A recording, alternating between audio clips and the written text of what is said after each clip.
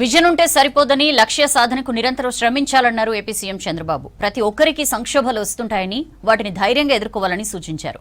తాను 30 ఏళ్లకే మంత్రిని అయ్యానని 45 ఏళ్లకే ముఖ్యమంత్రిని అయ్యానని చెప్పారు. రాజ్యాంగ దినోత్సవం సందర్భంగా అమరావతిలో విద్యార్థులు నిర్వహించిన మాక్ అసెంబ్లీలో పాల్గొన్నారు చంద్రబాబు. రాజ్యాంగ విలువలు కాపాడాల్సిన బాధ్యత ప్రతి పౌరుడిపైన ఉందని చెప్పారు. హక్కులకు పెద్ద దిక్కుగా నిలిచిన రాజ్యాంగ స్ఫూర్తిని కొనసాగించాలన్నారు మంత్రి లోకేష్. స్వచ్ఛమైన మనసుతో రాజకీయాలు చేస్తేనే రాష్ట్రం దేశం బాగుపడుతుందని AP assembly speaker Ayyanna Patrudu అన్నారు. మొట్టమొదటిసారిగా నేను యూనివర్సిటీలో చదువుకునేటప్పుడు, ఇప్పుడు మీ మారిగానే నేను కూడా ఆలోచించినప్పుడు నాకు ఒక ఆలోచన ఉండేది. నేను ఆ రోజు చాలా బ్రిలియంట్ స్టూడెంట్ కాదు, ఆ విషయం మీరు గుర్తుపెట్టుకోవాలి. అయితే నేను ఏ పని చేసినా పద్ధతి ప్రకారం చేయడం చిన్నప్పటి నుంచి నేర్చుకున్నాను, ఒక సోషల్ రెస్పాన్సిబిలిటీ కూడా. అందుకే నేను ఒకసారి ఆలోచించి అప్పట్లో మా వైస్ ఛాన్సలర్ నన్ను పిలిచి, మీరు లెక్చరర్గా చేరతానంటే యూనివర్సిటీ లెక్చరర్గా చేరండి అని అడిగాడు. లెక్చరర్గా చేరితే అన్నింటికంటే ఈజీ జాబ్. మామూలు టీచర్ అన్న ఎక్కువ చదువు చెప్పాలి, కానీ యూనివర్సిటీలో ఎక్కువ రీసెర్చ్ ఉంటుంది. ఒక 2-3 గంటల క్లాసులు ఉంటాయి, మిగిలినప్పుడంతా రీసెర్చ్ ఉంటుంది. నేను పోటీ చేయను, నేను ఎమ్మెల్యే అవుతున్నాను ఆ రోజు చెప్పాను. ఆయన ఆశ్చర్యపోయి, నేను ఊహించలేదు నీ సమాధానం అంటే, అవునండి రేపు ఎలక్షన్స్ వస్తున్న 78లో నేను పోటీ చేసి మళ్ళీ ఎమ్మెల్యేగా వచ్చి మీకు కనపడుస్తానని ఒక సెల్ఫ్ కాన్ఫిడెన్స్తో ఆ రోజు చెప్పాను.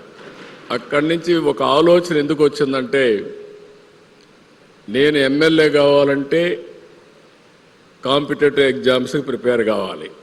నేను ఎప్పుడూ స్టూడెంట్గా హ్యాపీగా తిరుగుతూ ఉండేవాడిని. 2nd ర్యాంక్ నాది క్లాస్లో కూడా.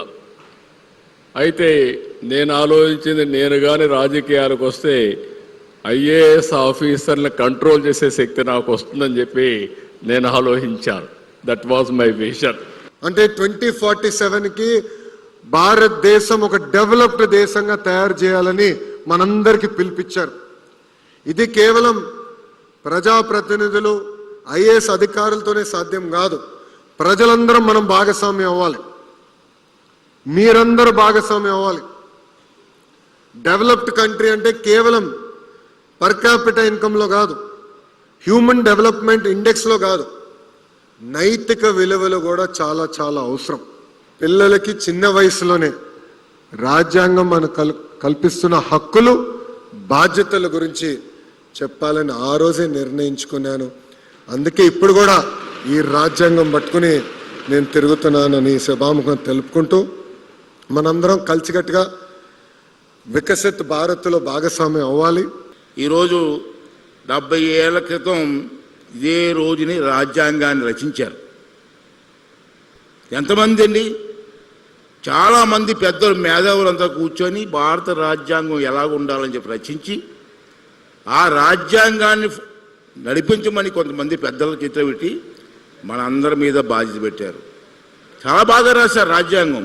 అంటే భారతదేశం బాగుండాలి అని ఒక నియమాలు పెట్టారు. దీంట్లో ఒక విషయం ఏంటంటే,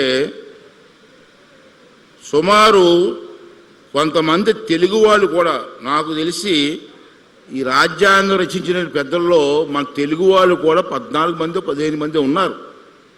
వాళ్ళు కూడా